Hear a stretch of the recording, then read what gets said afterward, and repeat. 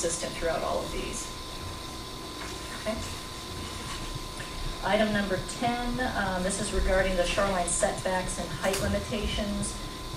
Just kind of moving some sections of text and renumbering them. The general construct of the document is to put sections in alphabetical order by subject, and this was an outlier. Item number 11, regarding shoreline environment regulations for boating facilities in the aquatic designation, so in water.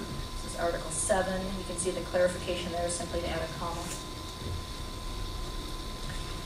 Item number 12, this is a clarification to the marina regulations, also in the boating facilities section. You can see it's just adding the word of. Item 13, mooring buoy regulations of Article 7. This was just sort of a typo where the acronym for the National Shellfish Sanitation Program didn't appear right next to the title itself, so just reversing the word order, make it read correctly. Item number 14, clarification again on the mooring buoy regulations. Again, this is just a word order goof, so it reads, no circumstances shall mooring buoy density exceed State Department of Health standards.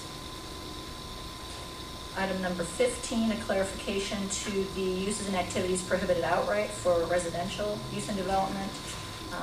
This is moving the word or to the end of the sentence and then capitalizing the next one as a new 4 sub Roman 5.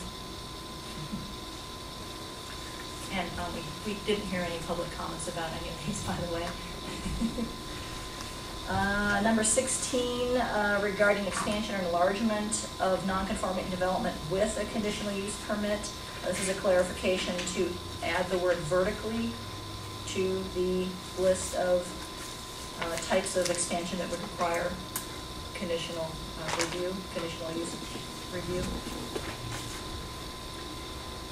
Item 17 is in Appendix A of the maps, and this is actually affecting maps 2, 3, and 4.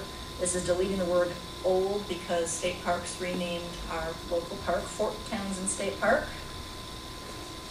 Item number 18, definition regarding accessory structures in Article 2. You can see striking the word garage, capitalizing boathouse as the start of the sentence, and adding the word decks. So these are specific examples of accessory structures.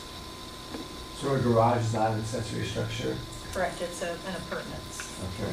So this definition of accessory structure kind of works in concert with the definition for appurtenant structures. Item number 19, regarding new or expanded shoreline armoring in Article 7 there, you can see the proposed clarification is added text just to clarify that when shoreline armoring is proposed as necessary to protect existing lawfully established primary water-oriented use, including a residence, but not including a boathouse or other accessory structures. So again, it's the intent is to protect the primary, not the optional kind of facilities. Okay. Item number 20, again regarding new or expanded shoreline armoring. In Article 7 here, a proposed clarification, adding a new item, Roman 3 there, to require that any kind of special reports are prepared by a licensed professional engineer or geologist or other qualified professional with appropriate credentials. This is simply making it consistent with other areas of the code where professional credentials are required. Item number 21, this is general regulations for aquaculture. We might hold this until the aquaculture discussion. Item number 22, regarding exceptions to the standard buffer for water-oriented use and development. Just a clarification there to add the words public or private in terms of beach access structures, just so it's not misunderstood to be one or the other. Item number 23, again in the Appendix A, the map folio. So making changes to maps 8, 9, 12, and old map 13, sort of, except that in the new mapping program, it actually doesn't clip it the same way, if you recall this. So this is regarding the application of the, let's see, the Shoreline residential designation along the Port Ludlow shoreline, changing where that appears. And so a portion that was previously proposed as high intensity changes to shoreline residential.